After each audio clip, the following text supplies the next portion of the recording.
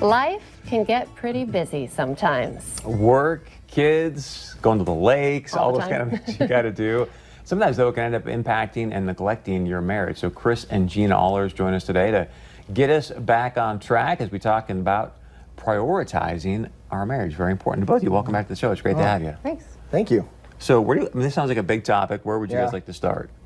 Well, we're going to talk a little bit. Let's just first talk a little bit about Worldwide Marriage Encounter and where we've come from. So Gina and I are currently the North Dakota state leaders, if you will, for Worldwide Marriage Encounter. And it is a ministry that has started 50 years ago that is really meant to help good marriages get better, to get great, to avoid those common pitfalls that we all have day in and day out, but really give some tools and an approach of how you can maintain and continue to work on your relationship, just like you maintain and work on being a good parent and being a good employee and working on your career. Maintaining and working on your relationship is extremely important too. I really enjoy when you guys are on. It's been a little while, but you're real. You talk about how sometimes you disagree, sometimes you don't communicate that great, and today we're talking about how sometimes we can neglect, may seem like a strong word, but maybe sometimes you're not prioritizing your marriage like you should. Is that a topic that you guys often deal with at Worldwide Marriage Encounter? Yeah, there's a section of the weekend that we talk about many parts of prioritizing your marriage and how do you do that as a couple when you are consumed with your families, your kids, extended families, their activities, your own activities. And what we'd like everyone out there to understand first, these couples, is that all those decisions, everything that you've built, is your marriage is the foundation of all of that. So how do you keep that foundation strong? What can you do to prioritize? And in order to do that, keep that foundation strong, right? You have to love that foundation. And love isn't necessarily a feeling, it's more of a decision. So what decisions can you make to prioritize your marriage? And how do you start? So one of the things that Gina and I do is we have a weekly sync date. So, one of the things that they talk about is, always schedule date nights, always have date nights.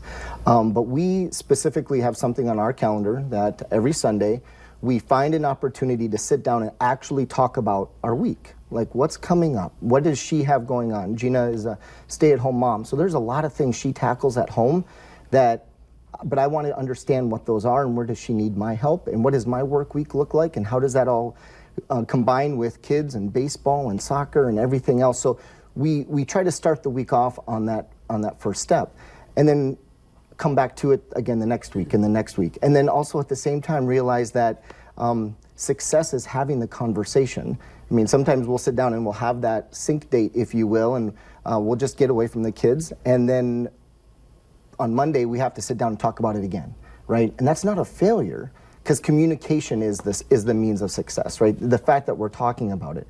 And when we need to adjust, we adjust. Sync date, I love that. Back up for a second, because I think we're such an emotionally driven society these days, and you said, hey, love's a choice, not an emotion. Can you expand on that? Yeah, well, just yesterday, you were talking about how sweltering it was outside, right? He's like, we need to get the cars washed. And I'd stay inside. I would, watch a show or do my dishes, do something inside and stay cool, right? I didn't want to be out there, but I made the choice, the decision to go out and be with him and do that. And we had so much fun washing those cars together, and even with the kids too, spraying each other with the hoses, then taking the leaf blower and blowing each other dry, which felt really great with all that heat. So and at the end of the day, that was something for us to reconnect back to and talk about. And as a couple, you're apart so often during the day. And we talked about too, one of the things that we could mention today was your time at home and what quality is it, right? You can be together sitting on the couch and that's time together, but is it quality, watching TV or there on your phones together next to each other? But this was, yesterday afternoon was a lot of fun. And then we got to talk about it and reconnect at the end of the day with it. Because you both could have been home, but he would have been outside and you would have been inside. That would not have been quality time. Right, and sometimes we choose to divide and conquer, right? So sometimes we have to go our separate ways and do things differently or separately. But at the same time, right, sometimes a date can be, let's go to the grocery store together, right? She hates taking me to Costco because she always comes back with things that aren't on the list. You are not alone on that. But it's a fun opportunity for us to be together and to just and go through that, as opposed to, okay, well, she goes and does this and I go and do this. Who doesn't love Costco, by the way? I mean, it's just fun to go hang out in that place. They love Right. Costco. They don't love bringing their husbands to Costco, is what I think.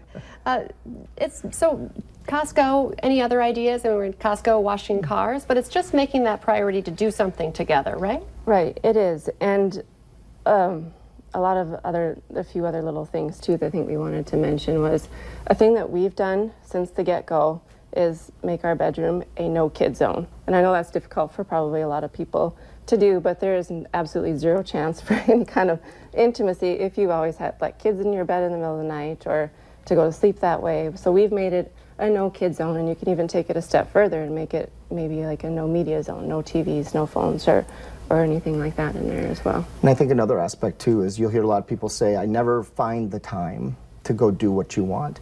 You have to make the time, right? Put it on your calendar. Say, we have the date night here. We're going to do this. And you put it on your calendar, and it's amazing how much more you'll sort of become victim of your own calendar if you schedule it, as opposed to just finding the opportunity. I'll put it in my mom planner, then I have There to you do it. go. We could do a whole hour with you guys. So if I people know. want more information, how do they get a hold of you, or where do they reach out to you at?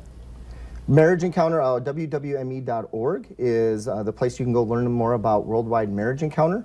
And you can get some contact information there and get a hold of us that way. That's great. Well, Thank you. We will schedule you guys again soon. So Awesome. Thank you so much for coming For a in. sync date. I love I that. know. Not all families can afford school supplies for their children when school picks back up, and that's just next month. That's why the United Way has launched its annual Back to School Supply Drive. We'll tell you how you can help next.